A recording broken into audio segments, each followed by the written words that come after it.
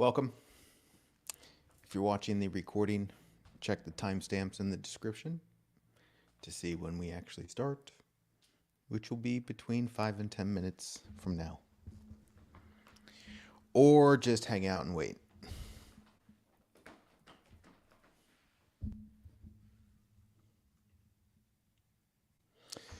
What to do, what to do, what to do.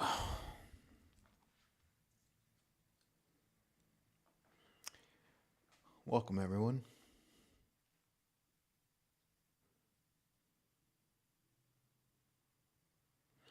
I'm contemplating a major life decision. I shouldn't have started this contemplation before doing the program, but it happened.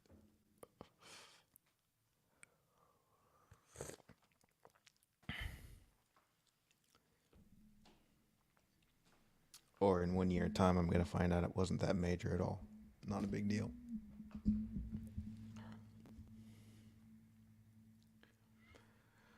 Okay.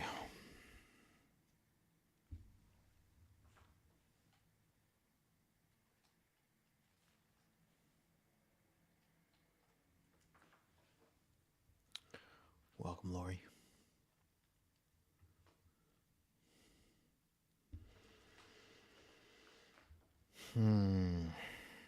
My goodness.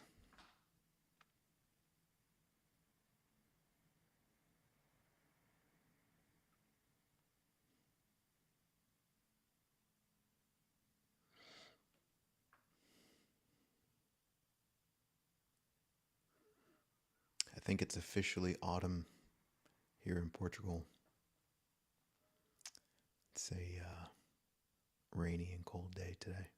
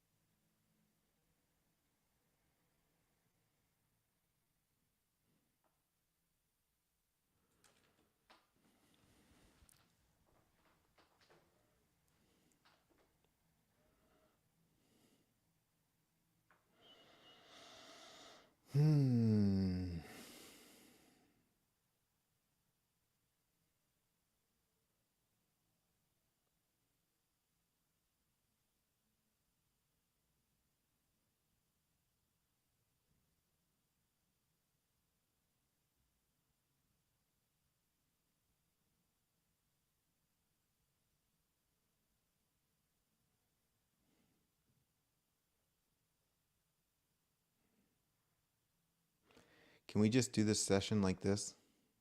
Just this?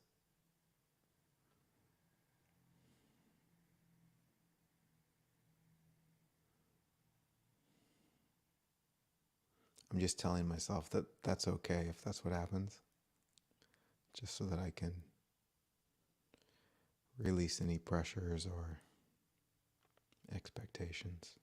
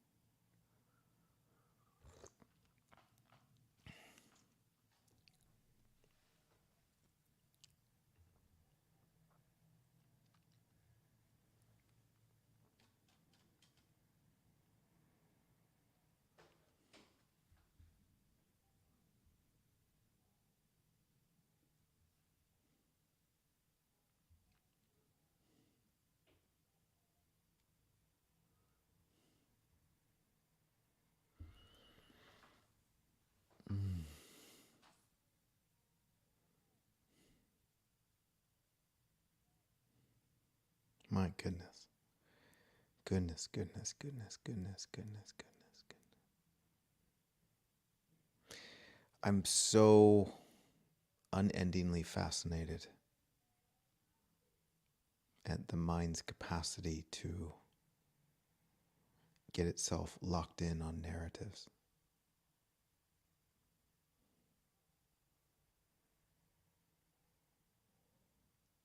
And I enjoy taking a moment and to see that that's just what happens.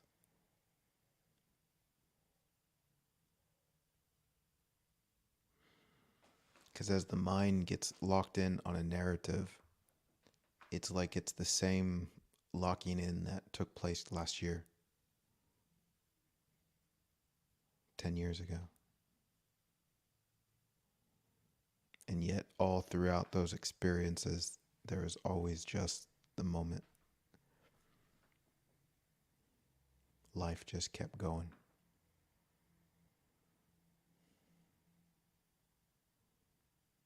And I can see that in all the things I ever worried about or was anxious about, it never had any bearing over my experience.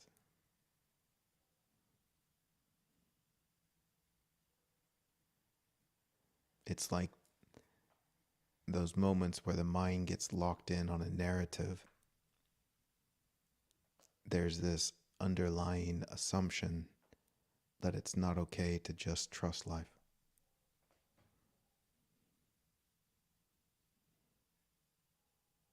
But yet, it's always been true that I could.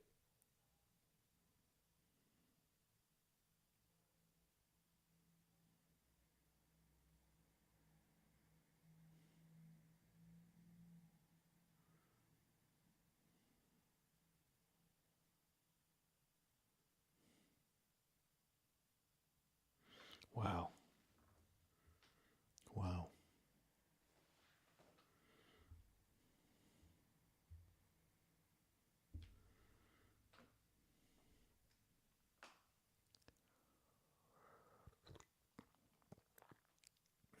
Hope asks me, what am I anxious about today?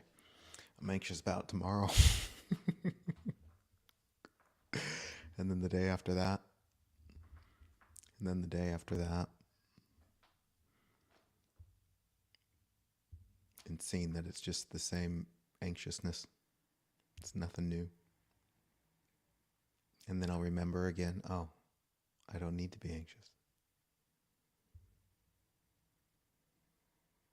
But I can if that's what's happening. So I don't have to be anxious about being anxious.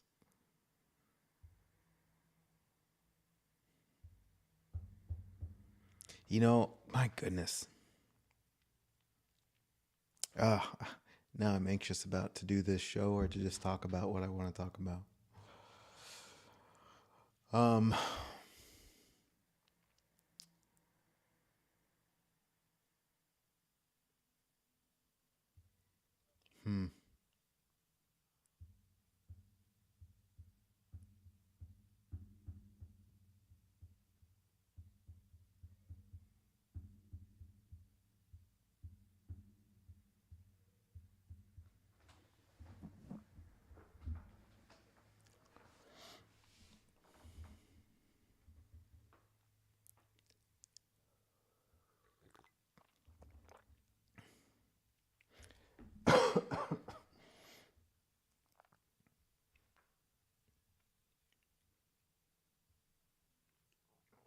I'm thinking about moving across the world.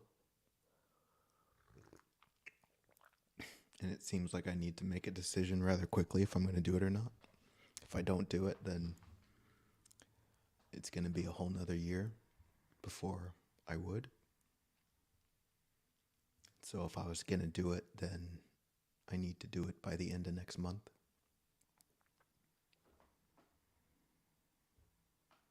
And I really don't know what I'm going to do.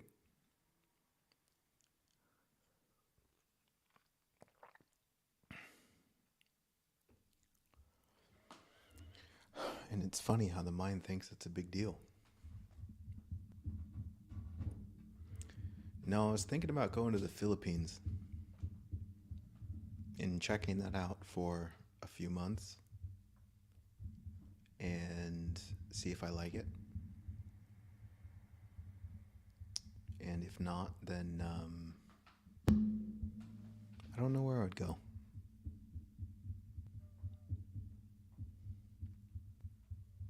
But I feel like I might be done with Portugal for a while. Been here for quite a while. Portugal's nice. But it's a huge influx of, it's like people found out about how beautiful it was, and everyone and their mom started moving here, and naturally that messes with some things.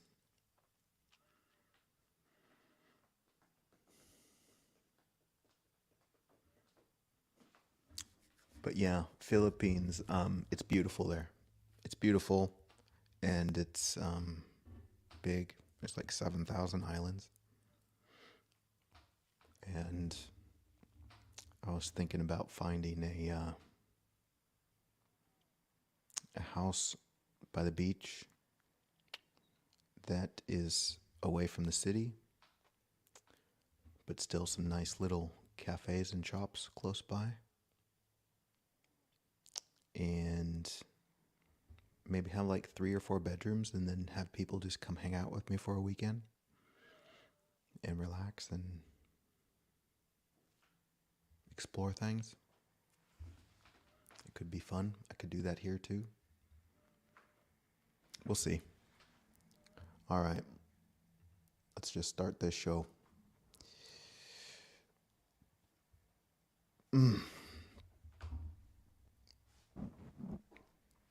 All right.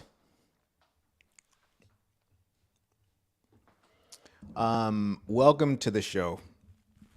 I can't say that I'm totally enthusiastic to be doing this right now, but I have a feeling that that's going to change. But it is Tuesday. It is 12 p.m. my time in Portugal.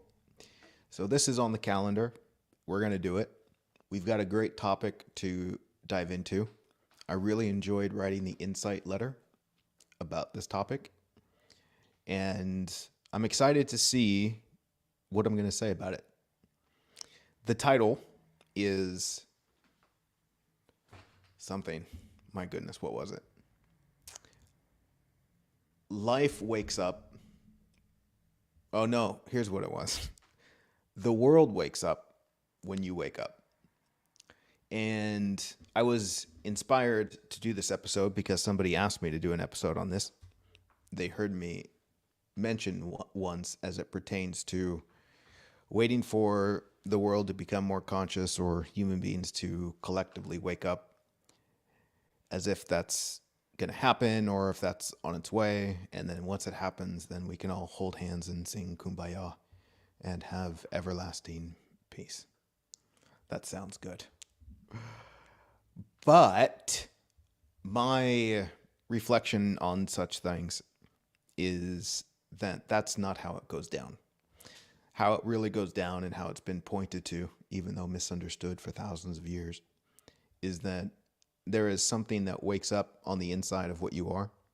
And what you wake up and see is that everything's already awake, that you were the only one sleeping. And that's a little bit of a bold statement, and could be a lot of fun to dive into. Let's see how we want to dig into this.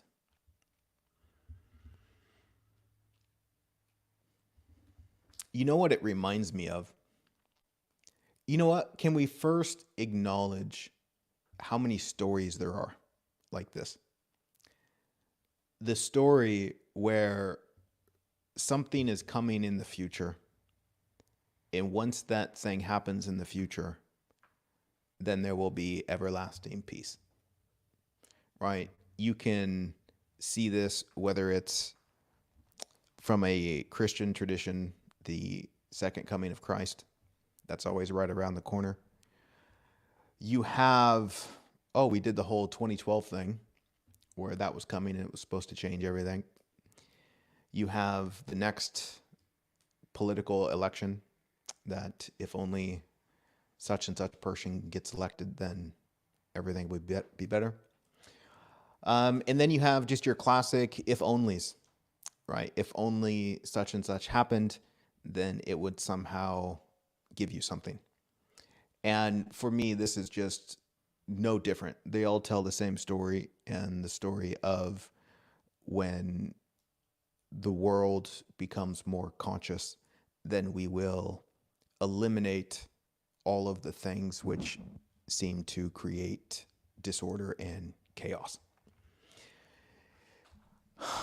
You know, I think one of the best ways to dig into the illusion about this is to look at the Christian tradition and its story, which I'm not like an expert in. So don't hold me to reciting it correctly.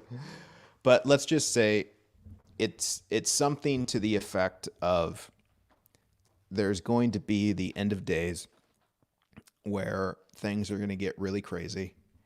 And then out of that craziness, Christ is going to come back and take his followers with him and save them from the crazy. That's a good summary. It's the second coming of Christ. And in the most adorable way, I was, raised in what you might call a Christian environment, convinced I was going to hell. And I remember the old preachers who, were rested there at death's door, but hanging on to dear life because they were really convinced Jesus was coming back. Like it was just like at any moment. And they want to be around for that experience because they've been waiting for it. They've been believing in it. And, they had their own conviction that it was going to happen while they were alive. And I thought it was fascinating, the certainty in it.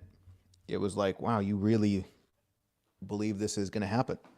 And like in the literal sense, we read the things that the Bible might say, we see the story, and we assume that it means it literally. In such a way that if heaven is described as a place where everyone gets a mansion, then we literally assume that you go to this place after you die and you get a mansion. But what we are not seeing, which is understandable for the human being, what we're not seeing is that fundamentally spirituality and all the spiritual and religious traditions, they're pointing to an opportunity to connect with what we're going to say is just truth. Now, you could also say connect with God, and those things could be synonymous, but pointing to an opportunity to connect with the truth of life, to see what you really are. And the challenge in this is that the truth can't be spoken. The truth is not an idea. And so in order to point someone in the direction of truth or in the direction of God, you have to tell stories. And those stories could lead you to an opening within yourself that sees something you didn't see before. And so this is why there's such a great diversity of religious tradition, is because there's a great diversity in ways to point to the truth. And the human being, confused by this, thinks that the story is what's true rather than what is being pointed to beyond the story, the reality of it. Maybe a good illustration of this is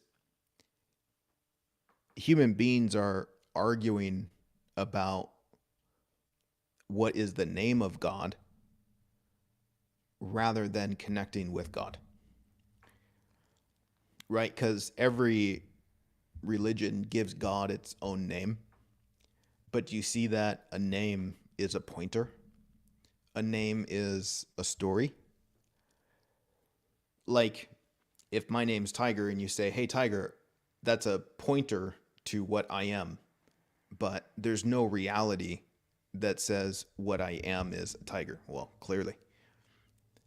But whatever your name is, if it's Bob, you're not something called a Bob, right? There's no truth to that what you are is something called a Bob or a Mary. The name is just really irrelevant as it relates to the truth of what you are.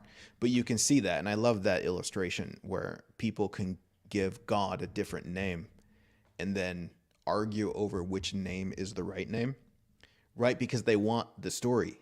They were told that God's name is this, and that's what they identify with. That's the truth. But what they're saying is the truth is a name. They're saying, and another important point to that is whatever comes out of the mind, a name, a story, an idea, these are all products of imagination, meaning that they're not found in reality. Like in the same way with the name, you can be Bob, but there's not a reality of something called Bob. That's just a name. You could tell a story about your life, but that story about your life isn't the reality of your story. It's not even close. It's just a particular perspective. In the same way, another illustration of this is if you're painting a sunset, right? You're looking at a sunset, which we might call something that's real, something that's true. And then as you paint a picture of it, you now have this picture and you say, look, here's the sunset. But is that really the sunset? No, you've just created a picture that points toward the reality of something called a sunset. But is that thing over there really called a sunset? Like, is that what it is? No, that's just what you call it to point to it, to point to the experience of this reality, which is so beyond the name, and it's so beyond your painting. And to the degree that your painting is so far removed from the reality of the sunset, it's the same as your name is so far removed from the reality of what you are, which is the same as your story about your past is so far removed from the reality of your past. And the spiritual and religious stories are so far removed from the reality of what they're pointing to. Case in point, any description of heaven, streets paved in gold, that is simply a pointer that says how lovely this experience is.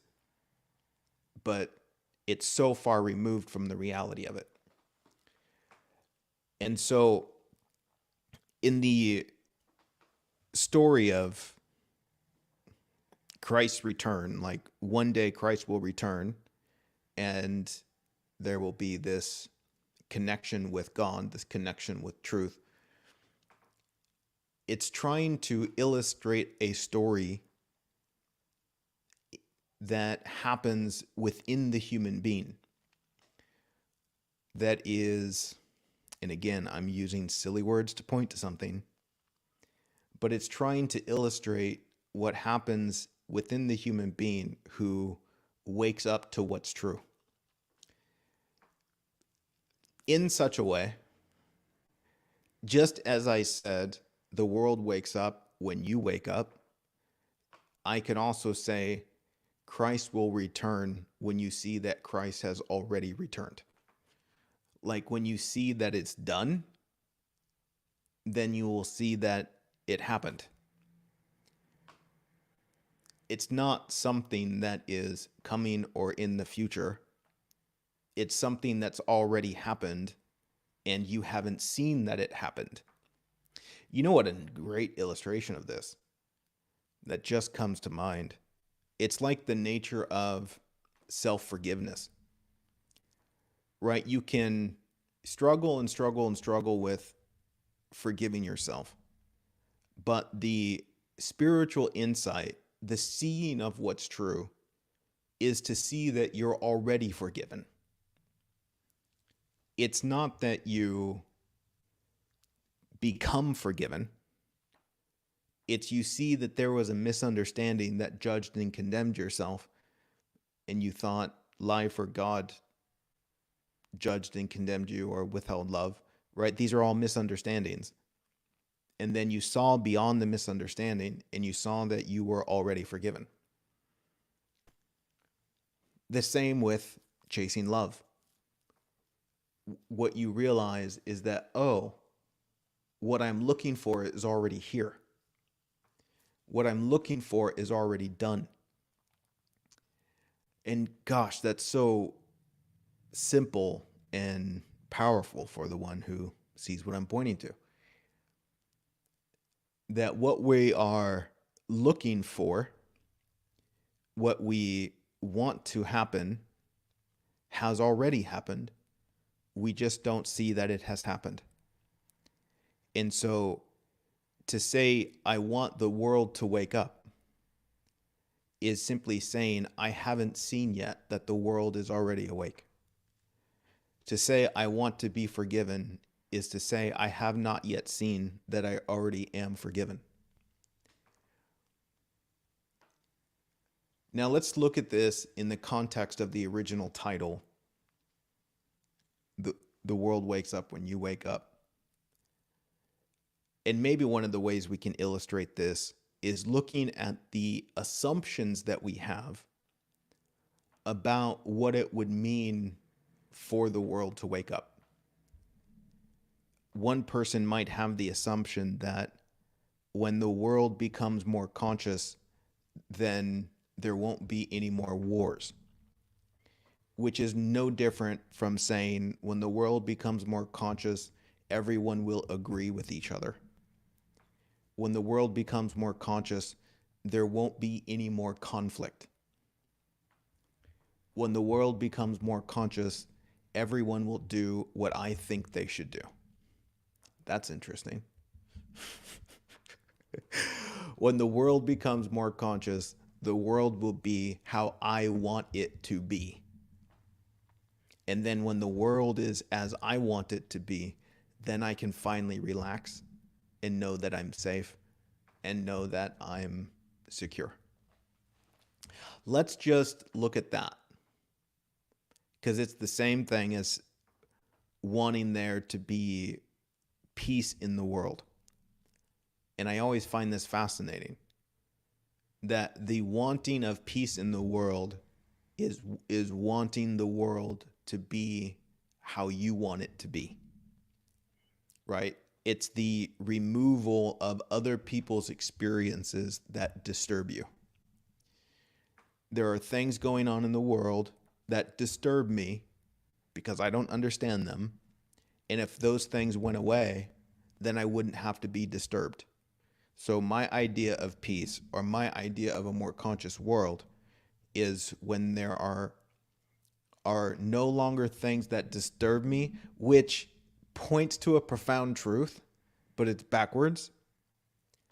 It's thinking that these things out here disturb me, rather than seeing I am disturbed by how I see these things.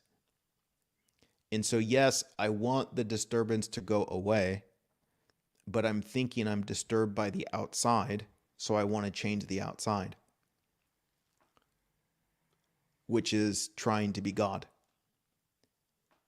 Not realizing that you're not disturbed by anything in the world, you're disturbed by how you see things in the world. Like, you're not disturbed by who or what you are, you're disturbed by how you see what you are. And you can see that in the example of seeing yourself with eyes of judgment, right? It's not the self that you are that disturbs you. It's you judge yourself. And so that's what disturbs you. And when you wake up, yes, the judgment goes away, but not because something on the outside changed.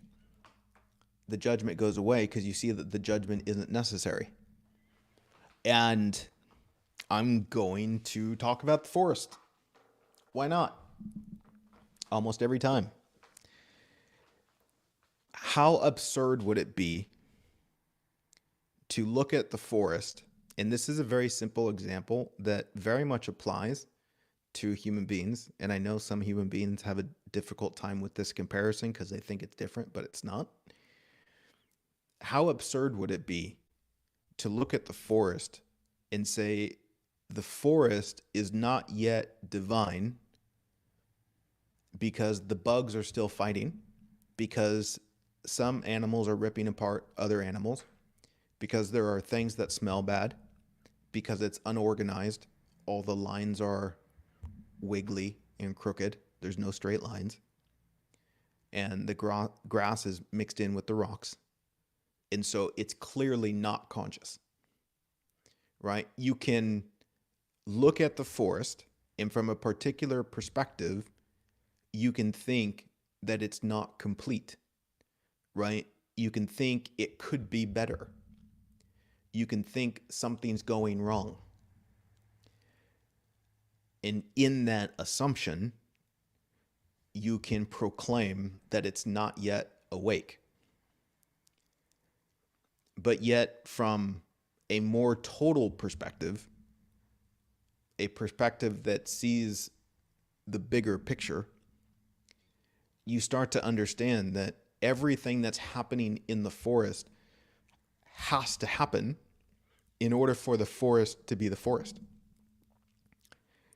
You see that it's perfectly designed, even though there are things that smell bad. Those things that smell bad make possible the things that smell lovely. In fact, you cannot have things that smell lovely unless you also have things that smell terrible. You cannot have the daytime without having the nighttime. You cannot have the cold without having the warm. And everything in the forest, we can say there's 10,000 things, which is just to signify an infinite number of things. They're all doing exactly what they're supposed to be doing in the most divine way that allows the forest to be the forest. And if you step back and you see the totality of the forest, you say, my God, that's beautiful. And so when you stop arguing with the forest, when you stop thinking you know better, especially with the limited capacity of the brain to not see the infinite variables at play, you start to recognize that life has designed something here that's brilliant. Life has created a masterpiece that is awake in its functioning, that it's functioning the way it's supposed to be functioning so that it can do whatever it's here to do. Now, the judgmental mind thinks it knows better than God, looks at things and thinks that it's all separate pieces. It thinks that the flowers are separate from the trees.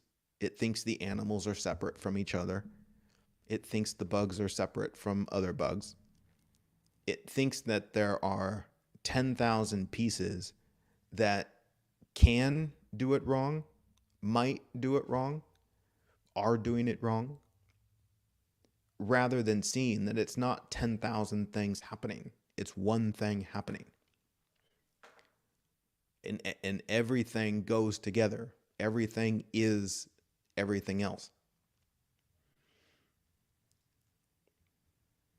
And you see there's the waking up inside of yourself that sees fundamentally, which might be a leap, that there's nothing to argue with in the forest. Or maybe better stated as, the argument has no solid ground to stand on.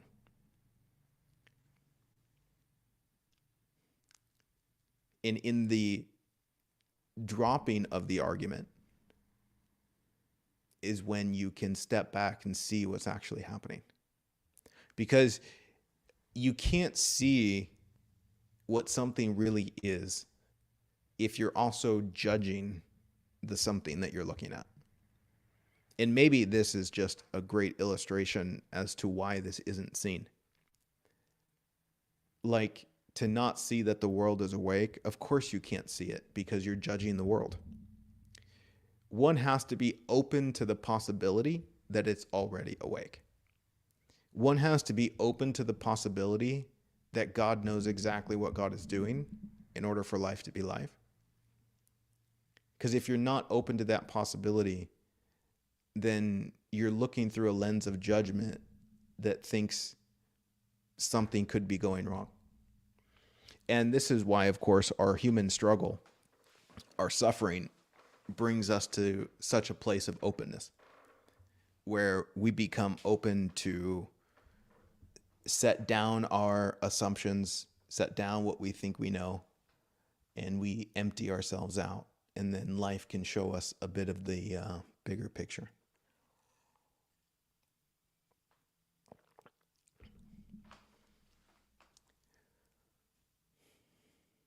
And in another note, I completely understand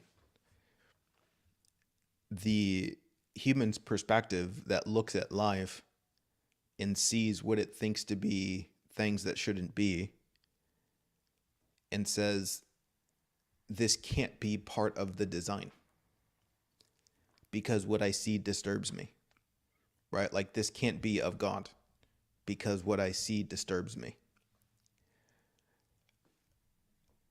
But let's, for a moment, and I want to talk about what I often refer to as the illusion of fear,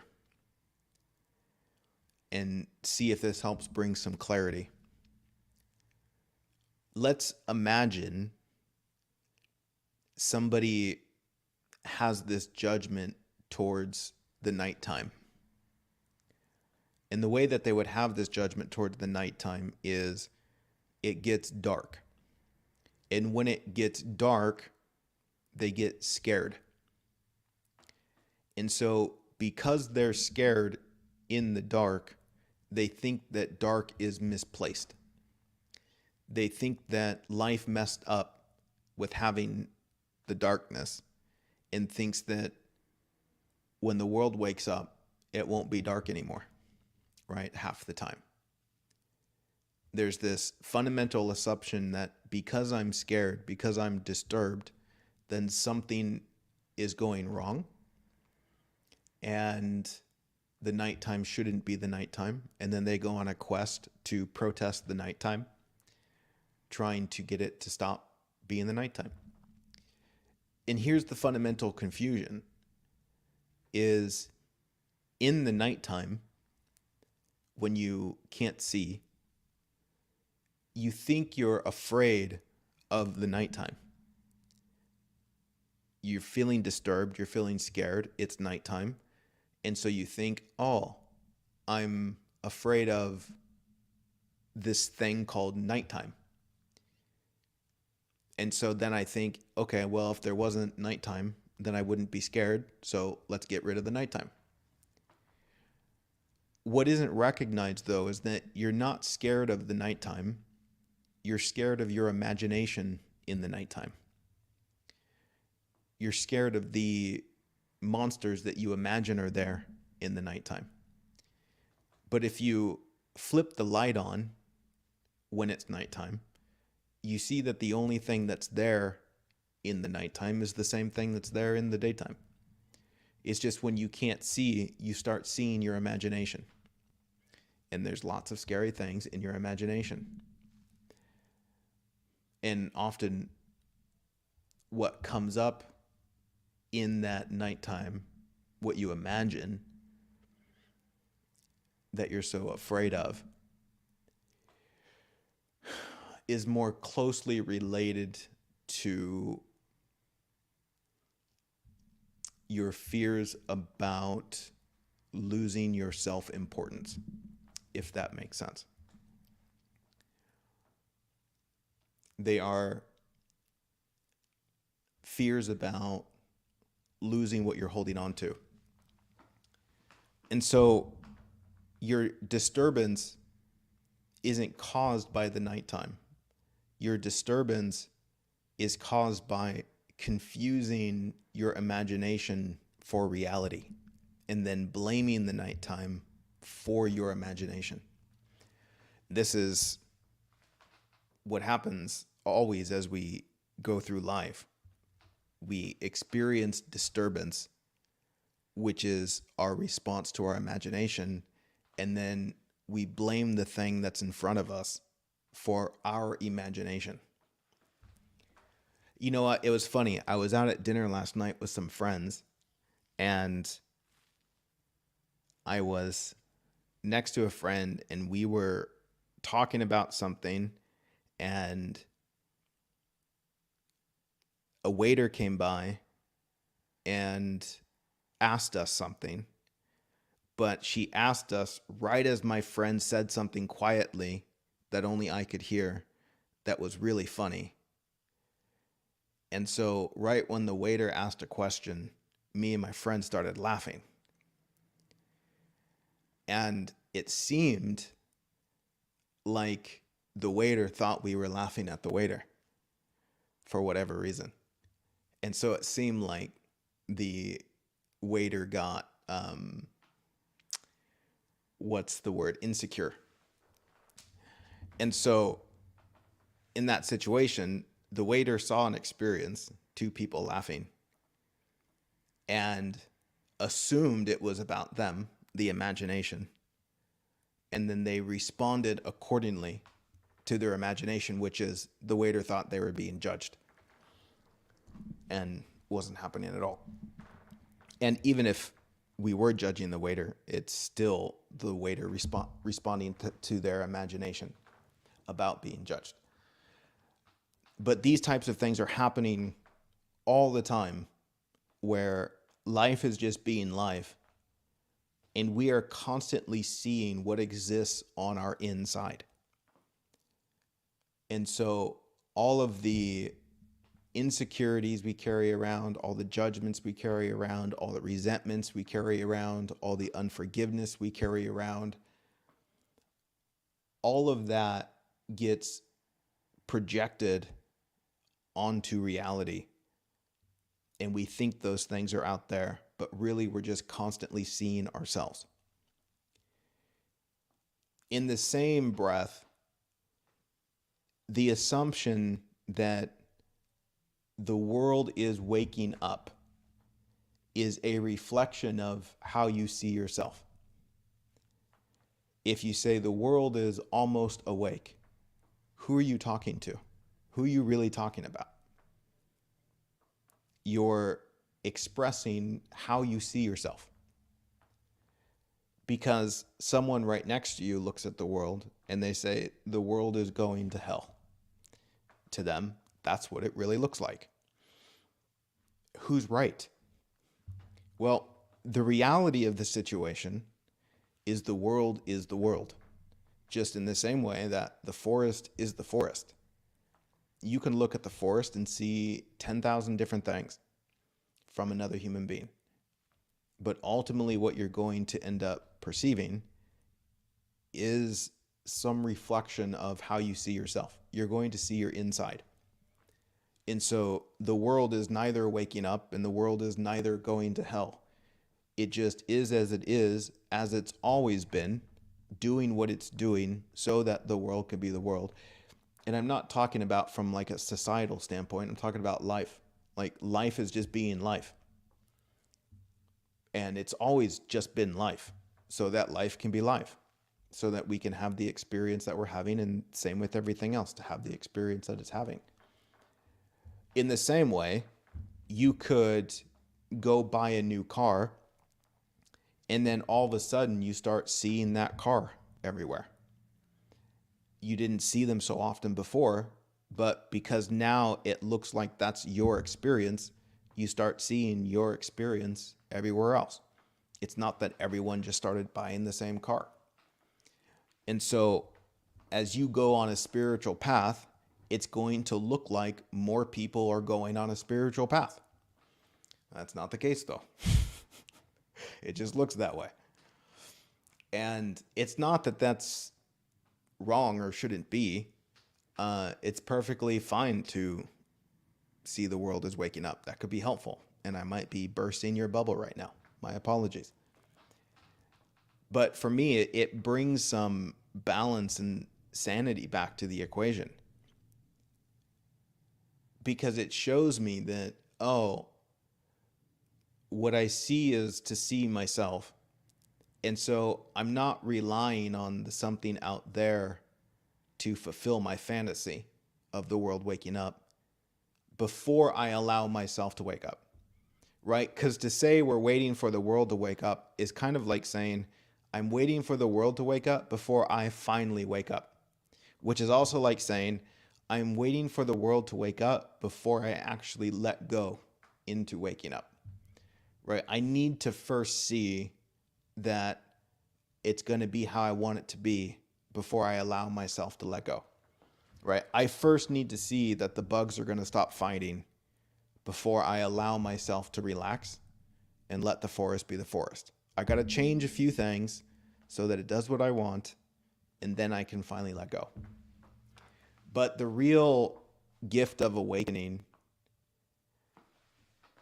the real miracle of it all, is that what you see, and my goodness, again, I'm using words. What you see is that nothing, and I mean nothing, no thing, escapes the perfection of what God has already created. Nothing is out of balance. I mean, because if one thing was out of balance, it throws the whole thing out of balance. So it's impossible for it to be imbalanced, right? The rotation of the earth is intimately intertwined with the rotation of galaxies. The rotation of galaxies is intimately intertwined with the weather pattern of this earth. Also intimately twined with everything that you are. And it's such a beautiful thing to see at least the possibility of this. That there is nothing about what you really are that escapes this perfection of what life or God has created. And the only thing that makes it problematic or difficult is the assumption of disharmony. Right? Like, put it this way.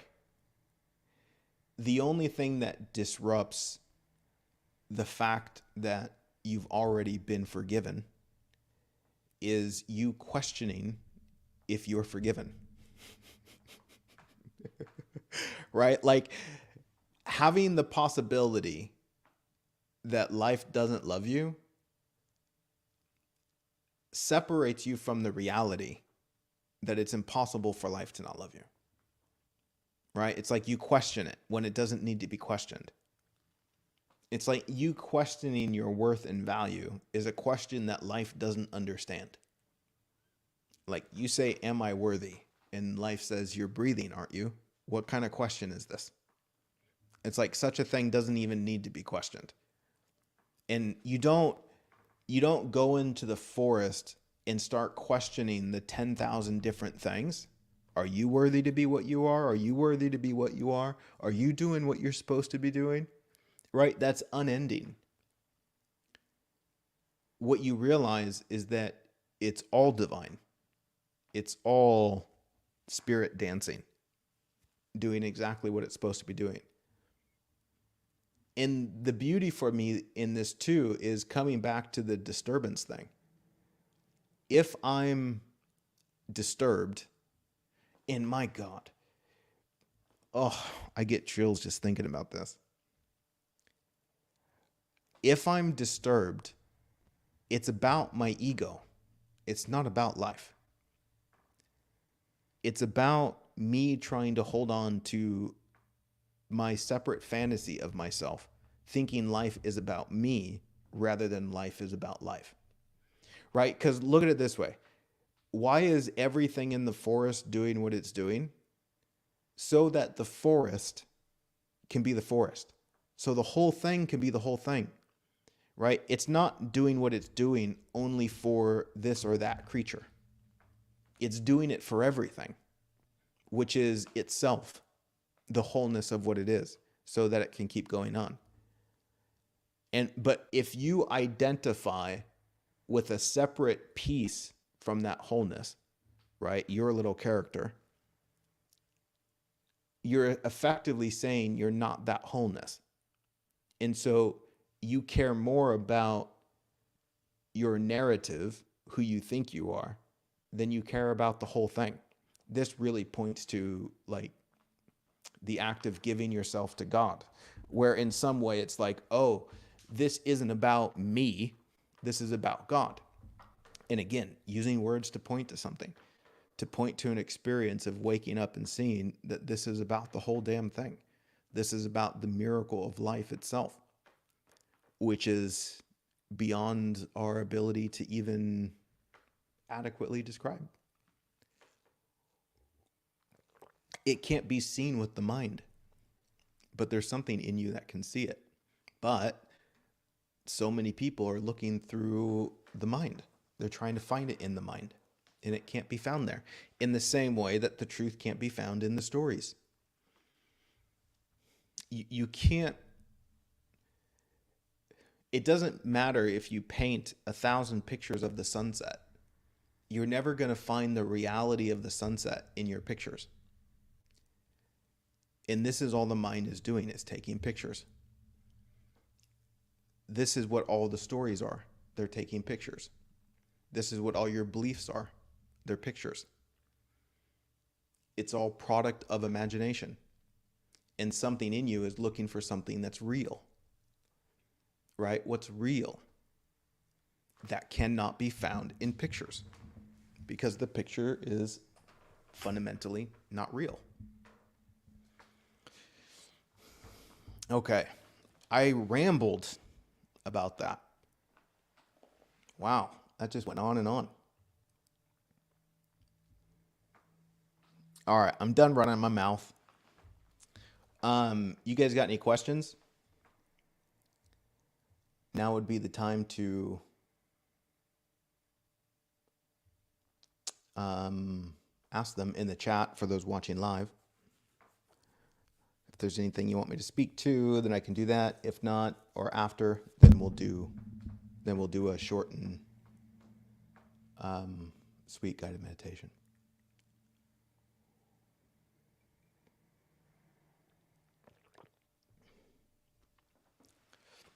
So there must be wars so the world can be the world.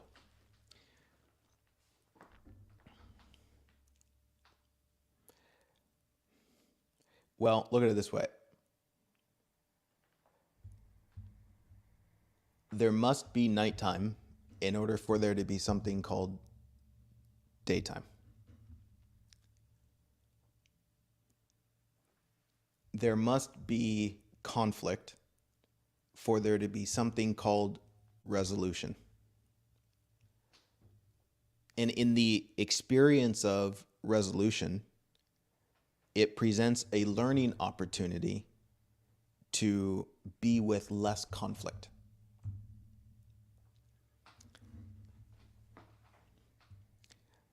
And in the same way that nations can go to war with each other, you could have a married couple going to war with each other. Right? It's the same thing, just on a larger scale. We could just call it conflict. And war is a particular degree on the spectrum of conflict. And so in order for the human experience to be the human experience, and it applies to other things beyond just human beings. But yes, there will always be the experience of conflict, because there will always be the experience of resolution, which we might also call learning.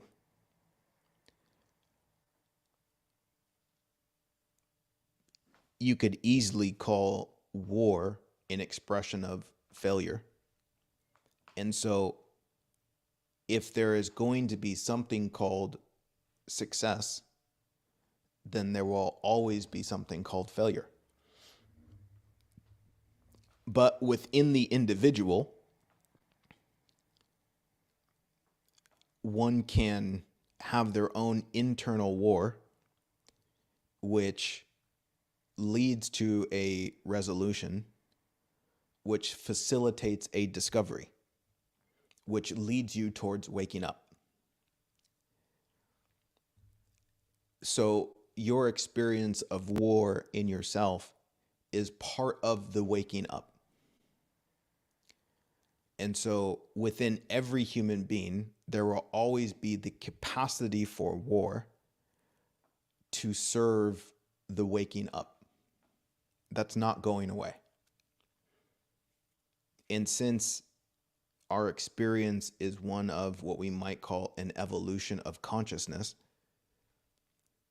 if there's going to be an expansion of consciousness, there will also be a contraction of consciousness, because it's the contraction of consciousness that facilitates the expansion, right? So easily we could say, oh, when I wake up, there won't be any more contraction of consciousness.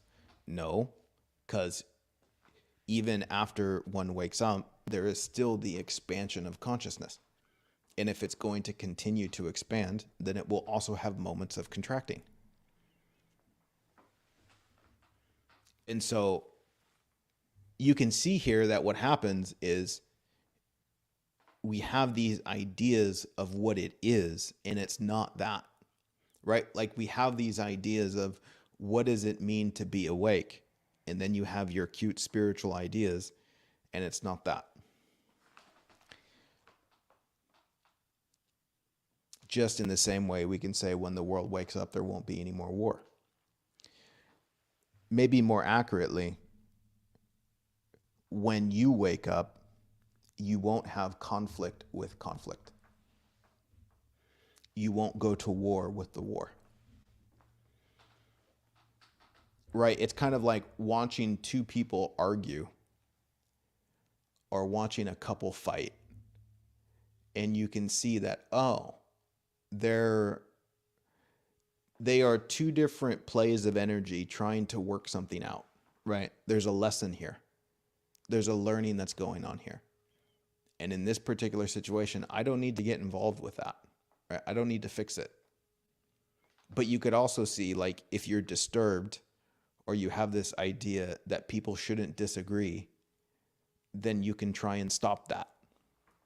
And even if you stop it, if the conflict is still within the human being, it's still going to find its way out, right? So even if you stop it, you're not really stopping it. You're just delaying it. And this is something that happens quite often, where we get involved in other people's business because we're disturbed by their conflict. And so we try and control the situation and suppress their conflict so that they don't act conflicted around us.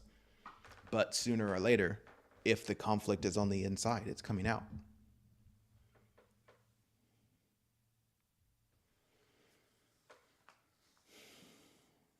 Bumpy says, while awakening, I noticed it is almost impossible to take the illusions in life serious, like playing a sports match and play for the win as if it matters of life and death. How can we awake while keep functioning in life? I love that. And what I sense in that question, how can we wake up and keep functioning in life, is a fear that I might stop functioning. And you can see that in that fear that I might stop functioning, the fear says it's more safe that I don't wake up. And this is often the ego's mantra, where it likes the idea of waking up, but it's not safe, because waking up is like letting go, and it's not what the ego wants. The ego wants control. And part of how it gets its control is by chasing the thing rather than surrendering to the thing. Like, the ego likes the spiritual seeking. It likes to play the spiritual game, but it doesn't actually want the end result, because it would be the end for the ego. But in some cases, the spiritual game gives the ego a sense of importance.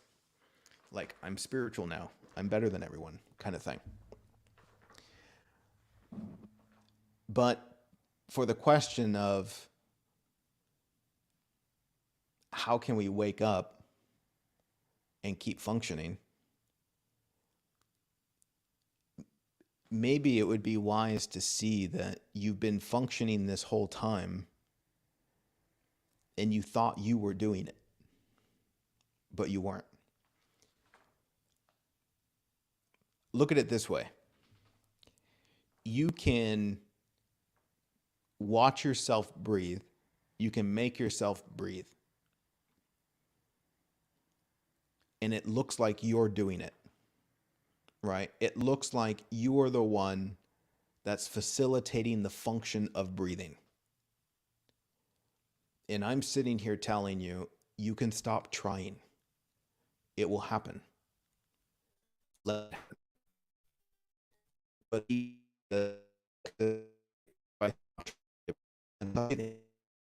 die. And so much to breathe, misses out on the miracle of life.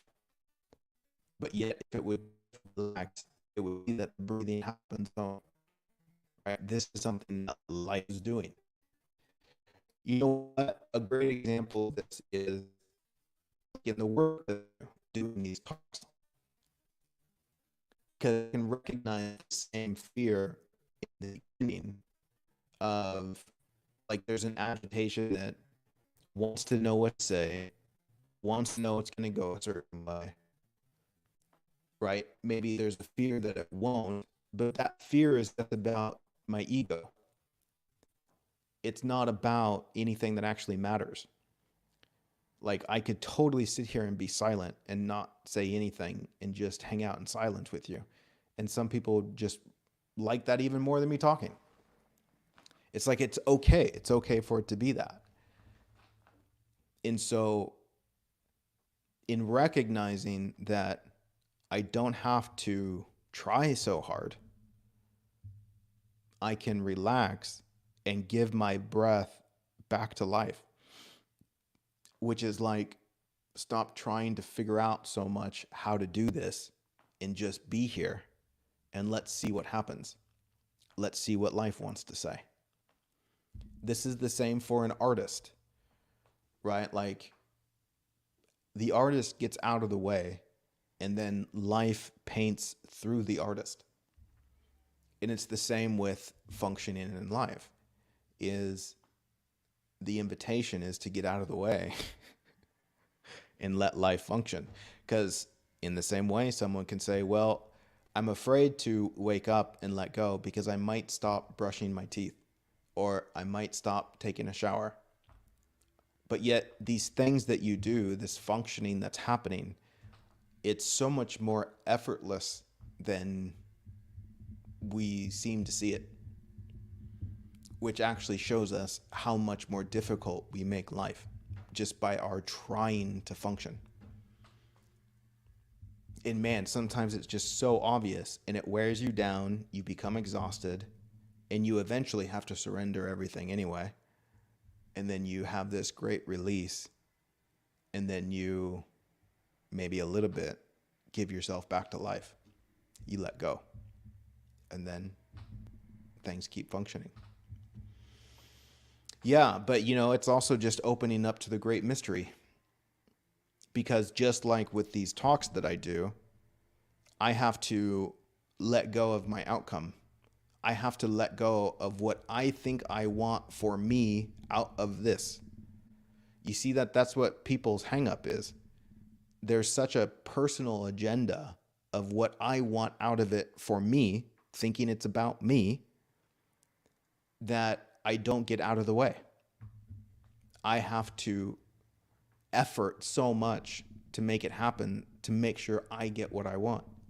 But again, the more you see the truth of what you are, you see that you don't need anything. You see that even the things that you think you want, you don't even really know if you want them. It's like you don't even know if that's best.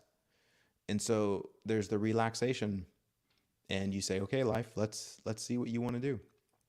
That is the classic thy will be done. Not my will, but thy will.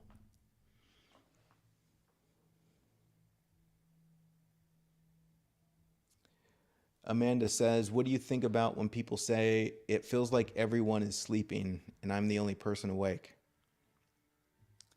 I hear it sometimes and I feel the same sometimes. I can understand that.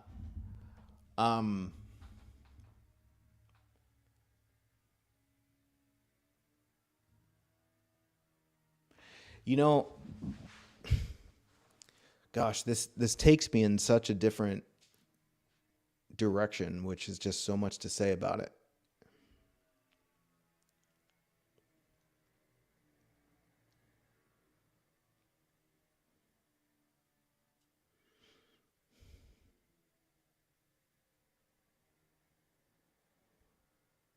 You see when we say I am the only person awake. Who is this I?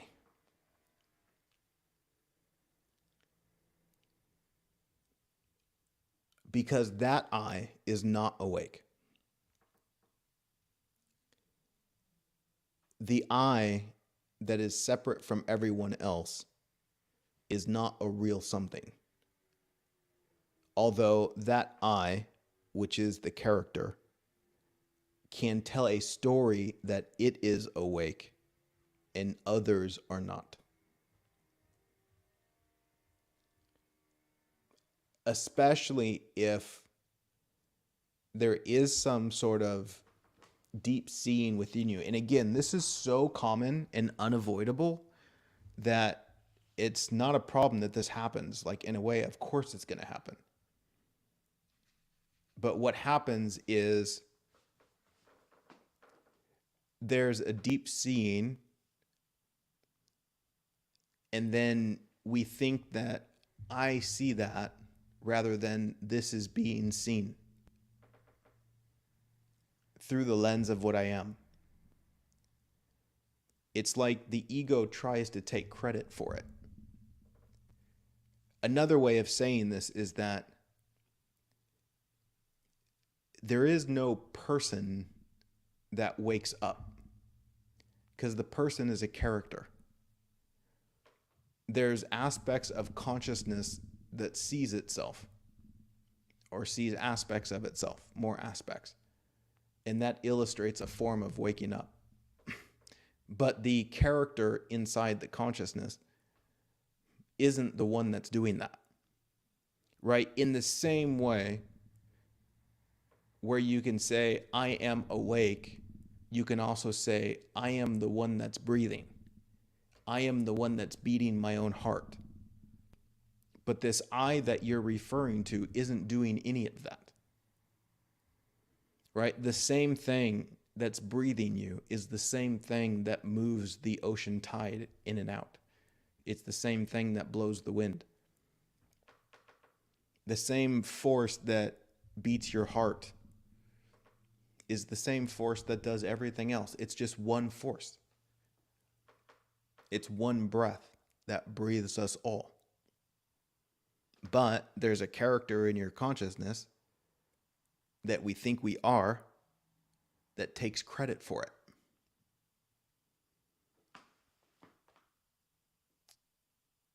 And one way that it takes credit for it is to see itself as awake and see other people as not awake.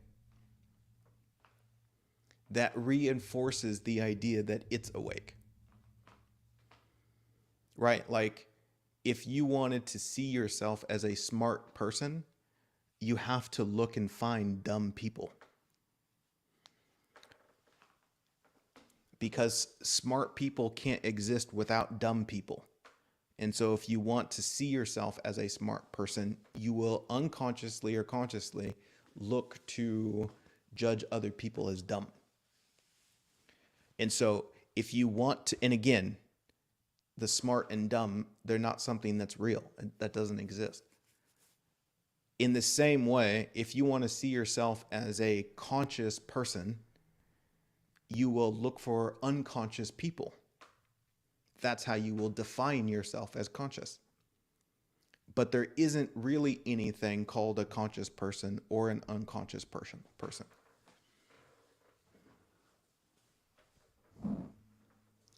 These are all just ways that the character tries to define itself. It gives itself a label, and in order to survive that label, it has to identify the opposite of the label. And it uses a lot of mental energy to do so.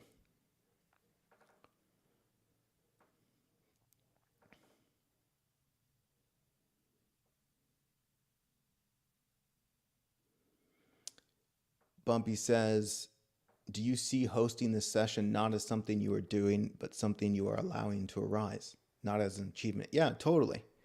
But I can also see the aspect of myself, like down here in the corner, that is afraid that it might not go right? Like, that's just part of being human. That's just there. The question is, how much energy do I give that? Like, how much do I trust that insecurity as opposed to trusting the way of life? It's like, I can still see that part there, but I can see like how false it is at the same time. And in seeing how false it is, it means I don't need to give it attention. But it's so obvious to me, especially, I mean, I've done these talks for 13 years, times however many. So many times I've shown up without really knowing what to say and just said whatever was most sincere. And so through the practice of that, it kind of builds a trust that, oh, okay, it's okay to just get out of the way. It's okay to just let this be whatever it's going to be. But still, even surprisingly, it's amazing how insecure or how agitated I might be sometimes, even though I have a lifetime of evidence that says I don't need to be, which is the real funny part, right? Because how many times have you not trusted life and life came through and you said, okay, I'm never going to doubt life again. But yeah, you end up doubting life again. It's super sweet. It's super sweet. And Kim asks me, are you on other modalities? Would like to hear more and just stumbled upon you here. Yes, I am. But the platform that you are watching on right now, I'm not allowed to talk about other spaces you can find me in, which is why I don't often talk about those things while I'm also streaming on this particular platform that you're on. So to follow the rules of that platform, I will not mention where else you can find me. But maybe other people can. Okay.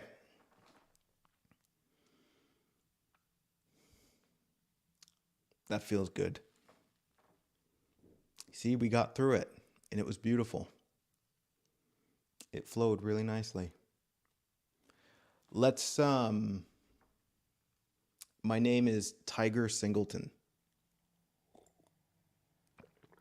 And it's a unique enough name, which makes me easy to find. Let's end this with a flood of donations. No, with a super short and sweet guided meditation. Lanny, I see your donation. Thank you so much. Linda, thank you. Jennifer, thank you. And anyone else that sent me some bucks, I appreciate it.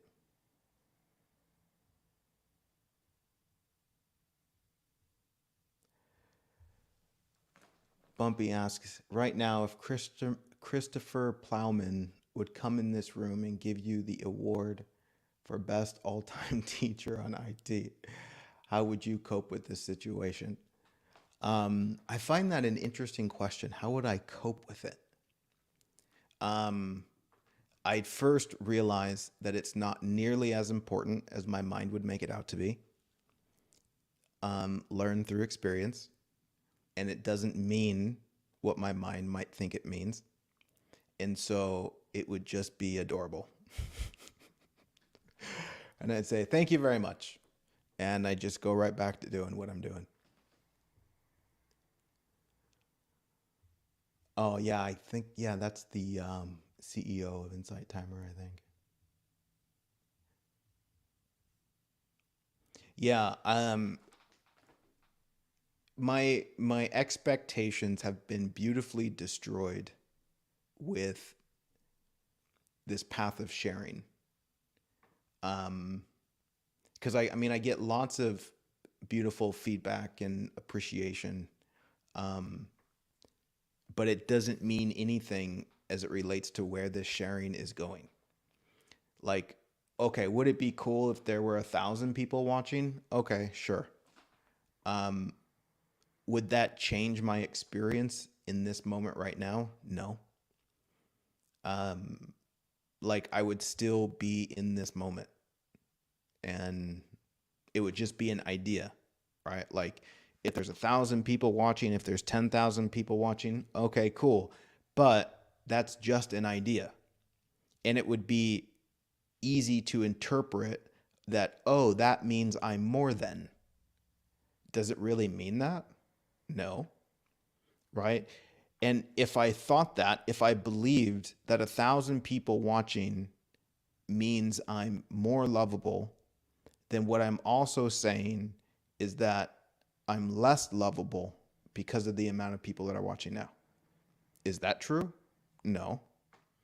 And so as it relates to my worth and value, as it relates to what I am, it's fundamentally irrelevant how many people are watching. What's actually relevant is the enjoyment that I get with showing up and getting out of the way and letting life use me in a way that feels resonant. It's like that's the prize. The prize is not getting to a place where 10,000 people are watching live. The prize is for me to keep showing up, doing work that I love doing, being of service, and letting that be enough. And wherever that goes is wherever it goes. And again, would it be cool? Sure, it'd be cool, but it would be a cool idea that doesn't really mean anything.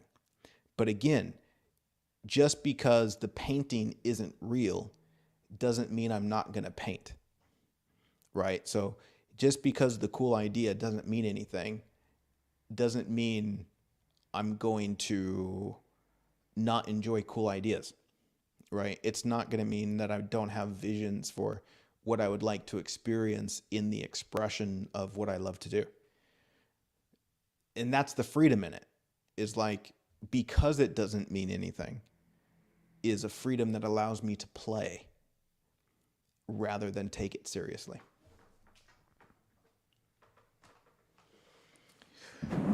All right. Thank you, Sanjia, for buying me lunch. Thank you, Sean.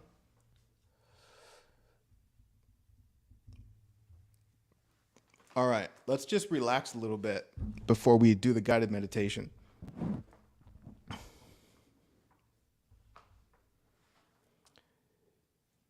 Denon says, I have just stumbled upon your talk and found it fascinating. Thank you. Your reference to character makes me think you might like Jill Bolte Taylor's full brain living in her characters. Maybe.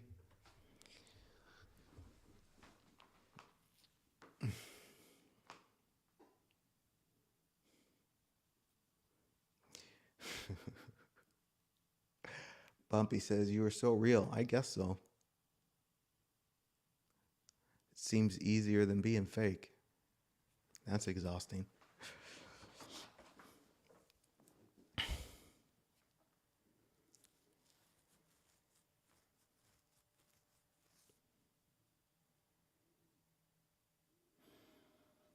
Okay. Yeah, because like when I'm real, because I can totally recognize, maybe we won't do a guided meditation. I don't know. I'm just hanging out. I can totally recognize the allure of being fake. Like showing up here and pretending like I'm a super spiritual person and that I'm being super professional. Maybe that's not pretending for some people, but if I was doing that, then I'd totally be pretending. But I can see the allure, like, oh, well, if people will think I'm this or think I'm that, then I'll get this and then I'll get that. But it just sounds so exhausting. It sounds like I couldn't show up consistently if my job was to be fake. Like, I'd be so much more afraid to show up. And so I like how in the business that I've built in doing this work, it's built around the permission for me to just be myself. And if people like that, great. And if they don't like it, that's great too. And then the people that come and hang out are the people that appreciate me just being myself, which is the kind of people I want to hang out with. And so it works really well that way.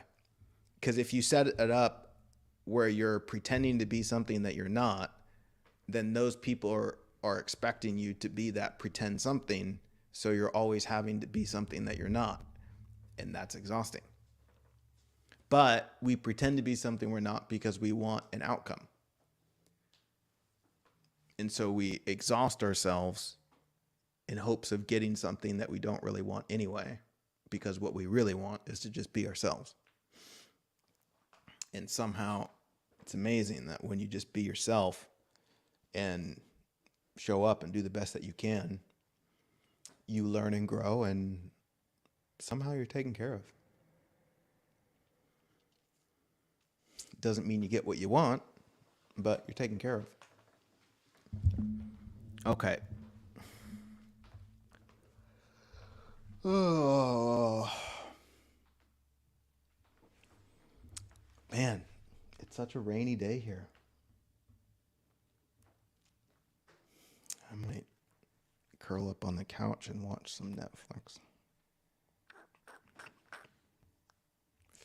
Maybe, but I got some things to do.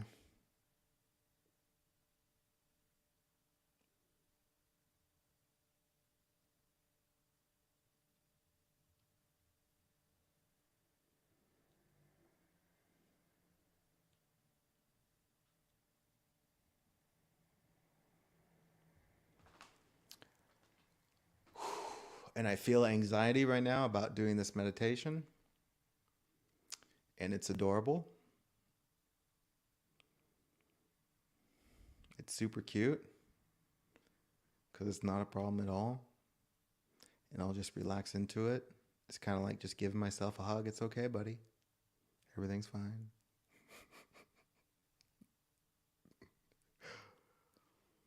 See, we can take our time. We don't have to rush it. If it happens, it happens. If it doesn't happen, that's fine too.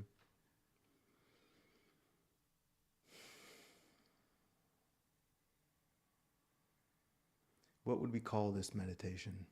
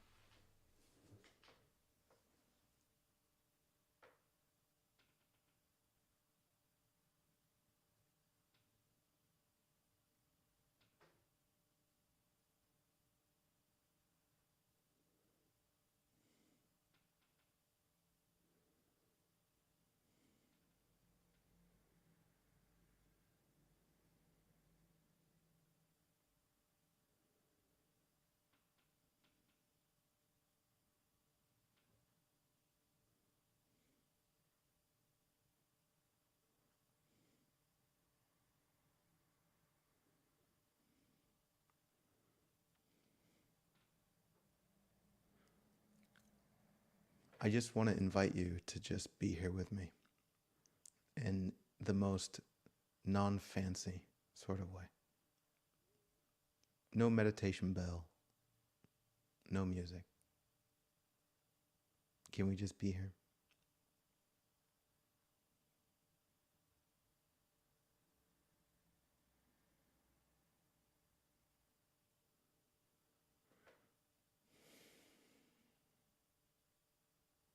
Whether you're happy or sad, anxious or excited,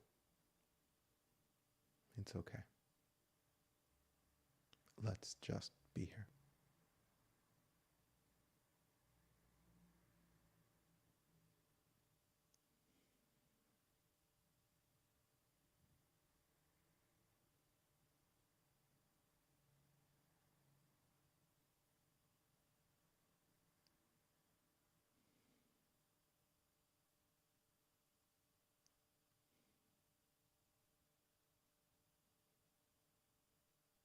It might be amazing for you to see how the mind can have so much noise when all we're just doing is being still.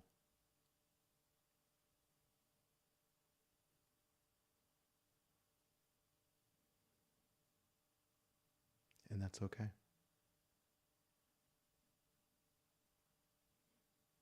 If we notice the noise in the mind, we can just come back to this moment and look at each other. Maybe we'll find some stillness there. Maybe not. But let's just hang out.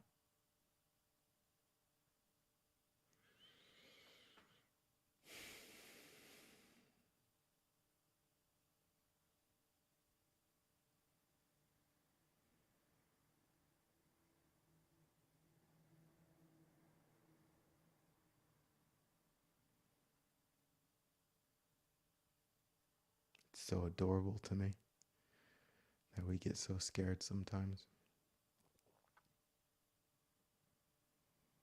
when nothing's happening.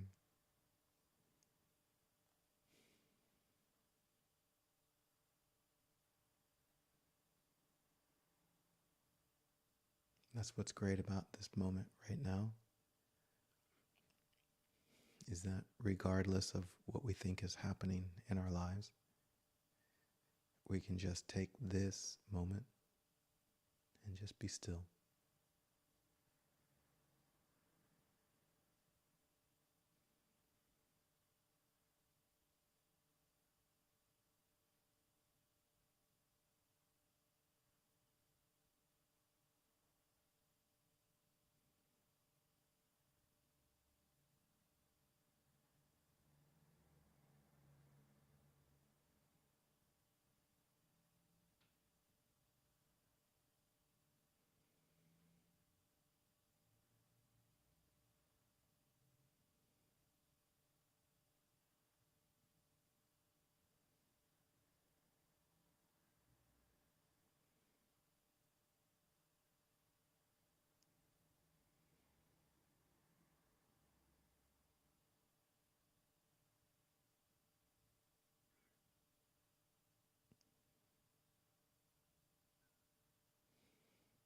Is this awkward to just sit here and look at each other?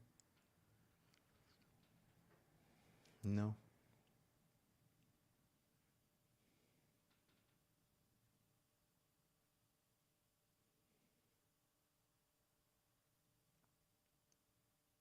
And maybe you're hurting, maybe you're having a tough day. And I'm sorry, I know what that's like. But I could imagine that somewhere underneath that pain, you're just feeling like you're not enough. I know what that's like.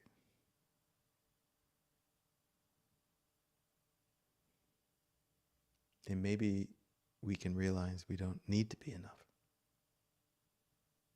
Maybe we can stop trying to be enough.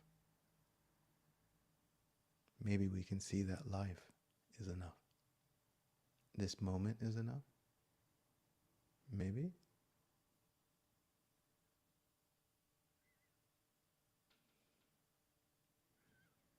maybe all that trying and seeking and thinking, maybe it's not necessary. Maybe we can just show up and do the best that we can do.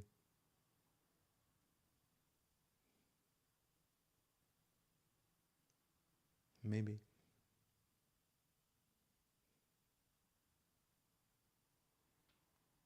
All right. Thanks for hanging out with me. Enjoy your day if you can. Till next time. Bye-bye.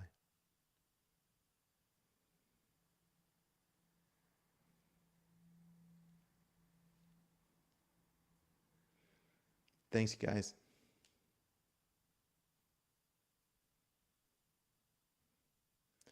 Appreciate you. I'm scheduled to be back